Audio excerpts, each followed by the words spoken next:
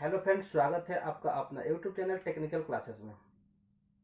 दोस्तों, आज का वीडियो जो है बहुत ही महत्वपूर्ण है और बेसिक है, क्योंकि चाहे कोई भी मशीन हो, सीएनसी हो या बीएमसी हो, अगर उसमें हम प्रोग्राम बनाने का कोशिश करेंगे तो कोऑर्डिनेट का आवश्यकता होता है और उसी कोऑर्डिनेट के बारे में हम लोग समझेंगे। मशीन में कोऑर्डिनेट लिखने का जो तरीका होता है दो होता है, एक एब्सोल्यूट और एक इंक्रीमेंटल।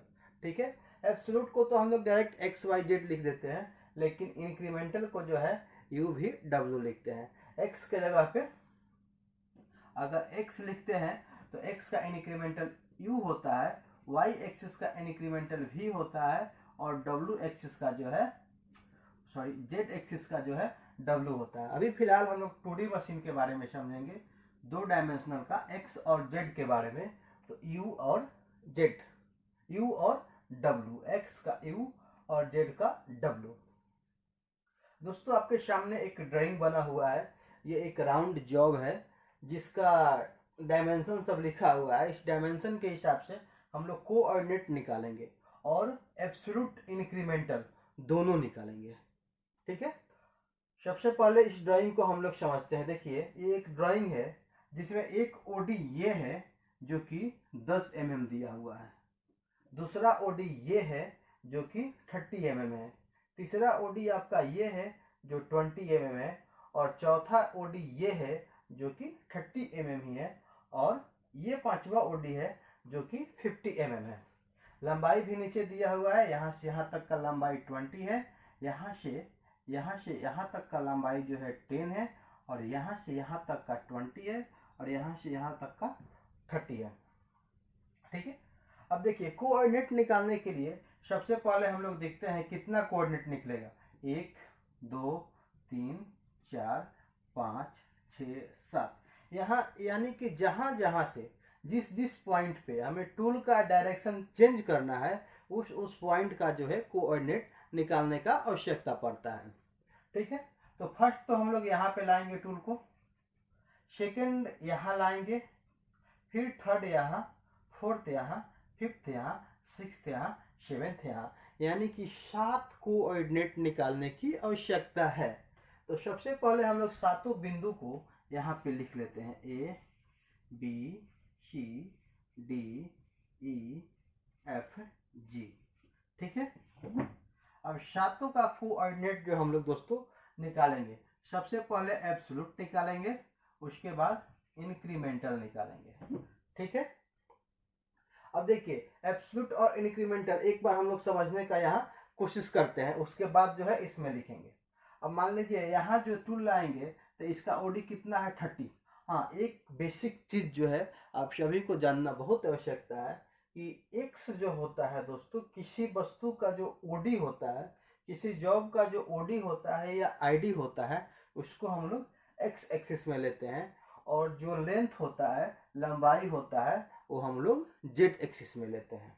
ठीक है, देखिए अब ये जो आएगा यहाँ से यहाँ तक का जेड में लेंगे, जो भी ये लिखा हुआ है लंबाई ये सब जेड में आएगा और ये जो ओडी है ये सब एक्स में आता है। ठीक है, तो एब्सोल्यूट कोऑर्डिनेट लिखने के लिए सबसे पहले ए पॉइंट का लिखते हैं। ये पॉइंट का कितना है, 30। एक्स जो है, नो सॉरी, एक्स जो है ओडी कितना है यहाँ 10 है ना, तो यहाँ 10 लिख दिए। जेड कितना है, जेड तो स्टार्टिंग पॉइंट पे जो होता है दोस्तों 0 होता है, तो यहाँ 0 हो गया। इस पॉइंट का इंक्रीमेंटल भी सेम रहेगा। ठीक है, नेक्स्ट आगे चलते हैं बी पे। बी का ओडी कितना है, 10 है और लेंथ कितना है, 20 mm है।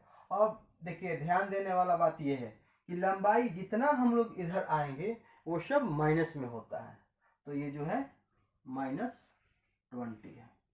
ठीक है, अगर उधर टूल को ले जाना होगा तो प्लस में देंगे और इधर जॉब के साइड में टूल को लाना होगा तो माइनस में देते हैं। ठीक है, अब बी का जो है इंक्रीमेंटल लिखते हैं।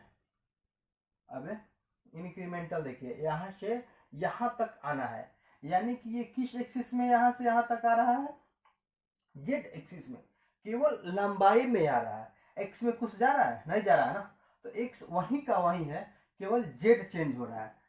तो जो चेंज हो रहा है, जितना चेंज हो रहा है इंक्रीमेंटल में जो है उतना ही लिखते हैं। यहाँ तो 10 है तो 10 लिख दिए। अगर यही हम लोग को इंक्रीमेंटल लिखना है इसका, तो यहाँ से टूल को यहाँ आने के लिए एक्स में कुछ ट्रेवल नहीं करना पड़ रहा है। अगर ऊपर जाता या नीचे आता तो एक्स में ट्रेवल करना पड़ता। यहाँ केवल लेंथ में टूल आ रहा है तो एक्स का जो है यहाँ 0 हो जाएगा। ये हो गया दोस्तों इंक्रीमेंटल। और जेड में कितना आ रहा है, यहां से लेके यहां तक -20, तो -20। यानी कि इंक्रीमेंटल के लिए क्या करते हैं, नेक्स्ट पिछले पॉइंट को देखते हैं, वहां से टूल को कितना डिस्टेंस ट्रेवल करना पड़ रहा है, डायरेक्ट उतना ही दूरी को लिखते हैं। जबकि एक्स में एब्सोल्यूट में क्या करते हैं कि टोटल जोड़ के लिखते हैं। देखिए नेक्स्ट पॉइंट सी पे आते हैं। सी का ओडी कितना है, 30 mm है ना, तो यहां लिख दिए 30 mm। जेड कितना चलना पड़ेगा यहां से लेकर, अब देखिए एब्सोल्यूट है ना, तो पूरा यहां से जेड यहां तक कितना है, सेम है, तो -20।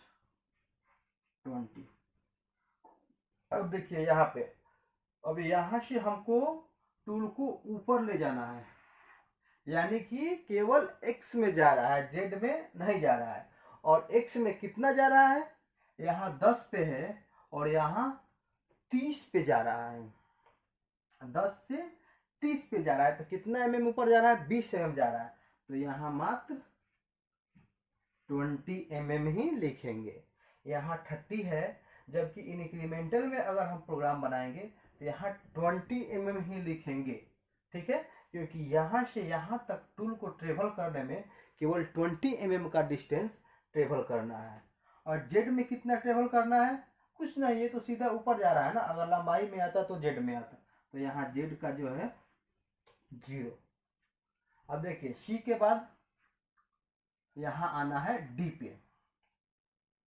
तो डी पे सबसे पहले एब्सोल्यूट कितना है, ओडी कितना है, 20 mm है ना, एब्सोल्यूट में कुछ नहीं करना है, देखना है और लिख देना है। और यहाँ लंबाई कितना हो जाएगा, यहाँ से यहाँ 10 तक और ये 20, यानी कि -30। यानी डी पॉइंट का कितना हो गया, 20 और -30। अब देखते हैं इंक्रीमेंटल इसका। अब देखिए इस पॉइंट से इस पॉइंट पे आना है, यानी कि 30 से 20 पे आना है, तो कितना ट्रेवल करना पड़ रहा है, 10 mm। और अगर टूल ऊपर से नीचे की ओर आता है तो ये माइनस में होता है, तो यहाँ कितना हो जाएगा, -10।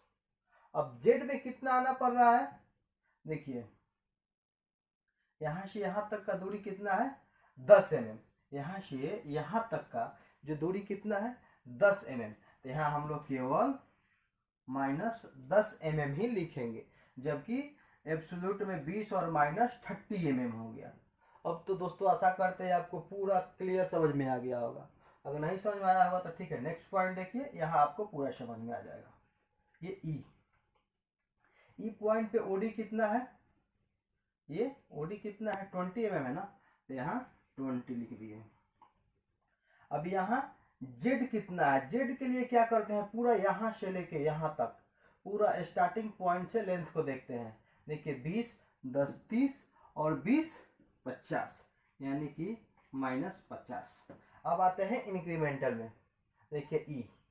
अब इंक्रीमेंटल में देखने के लिए हम लोग इस पॉइंट पे आते हैं, नेक्स्ट पीछे वाला पॉइंट पे आते हैं, और वहां से देखते हैं कि टूल हम लोग का किस दिशा में, किस डायरेक्शन में ट्रेवल कर रहा है। तो ये जो है केवल लंबाई में आ रहा है, ऊपर नीचे नहीं जा रहा है, यानी कि एक्स एक्सिस में नहीं जा रहा है, तो एक्स जो है 0। और जेड कितना आ रहा है, यहाँ से यहाँ तक 20 mm, तो यहाँ -20। देखिए बहुत डिफरेंस है दोनों में। अगर एब्सोल्यूट में अगर हम लोग एक्स लिख के बनाएंगे प्रोग्रामिंग तो x 20 और z -50 लिखेंगे, लेकिन इंक्रीमेंटल में अगर देंगे तो यहाँ हम लोग केवल देंगे u 0.0 और w -20.0, इतना से ही ये प्रोग्राम बन जाएगा। नेक्स्ट पॉइंट दोस्तों क्या है, f। ठीक है, एफ फॉर एब्सोल्यूट के लिए डायरेक्ट ओडी देखते हैं, यहाँ से यहाँ तक का ओडी कितना है 30, यहाँ 30 लिख दिए। और जेड के लिए पूरा फर्स्ट पॉइंट से यहाँ तक का डिस्टेंस कितना है, तो 20 10 30 और 20 50, यानी कि -50। इंक्रीमेंटल के लिए फिर वही देखेंगे कि यहाँ से हमको टूल यहाँ जाने में किस डायरेक्शन में ट्रेवल कर रहा है, तो यहाँ से ऊपर जाने में केवल एक्स में ट्रेवल कर रहा है, जेड में ट्रेवल नहीं कर रहा है। तो एक्स में कितना ट्रेवल कर रहा है, था 20 पे और जा रहा है 30 पे, यानी कि 10 mm, और ऊपर जा रहा है ना, तो उसको हम लोग प्लस में लिखेंगे 10। जेड कितना है 0। अब देखिए लास्ट पॉइंट क्या है जी, यहाँ ओडी कितना है 50, तो 50 लिख दिए।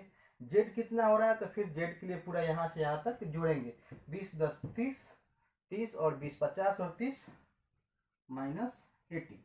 लेकिन इंक्रीमेंटल लिखने के लिए क्या करेंगे हम लोग, यहाँ नहीं जाने की जरूरत है, यहाँ तक तो हम आ गए हैं, यहीं से यहाँ जाना है। तो ओडी देखिए कितना, ये 50 है और ये जो है 30 है, यानी कि यहाँ से यहाँ तक जाने में एक्स में जो जा रहा है, जो ओडी बढ़ रहा है आपका 20 mm बढ़ रहा है, तो यहाँ मात्र 20 लिखेंगे। जबकि जेड जो है यहाँ से यहाँ आने में 30 mm लग रहा है, तो यहाँ -30 लिखेंगे। आशा करते हैं दोस्तों आपको एब्सोल्यूट और इंक्रीमेंटल जो है कोऑर्डिनेट अच्छा से समझ में आ गया होगा।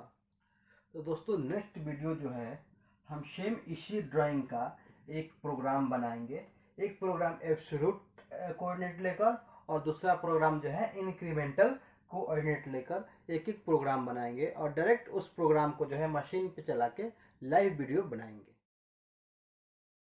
दोस्तों आशा करता है ये वीडियो आपको बहुत पसंद आया होगा। अगर वीडियो पसंद आया है तो वीडियो को लाइक कीजिए, कमेंट कीजिए, दोस्तों में शेयर कीजिए। और आपको मेरे वीडियो से थोड़ा भी जानकारी मिलता है तो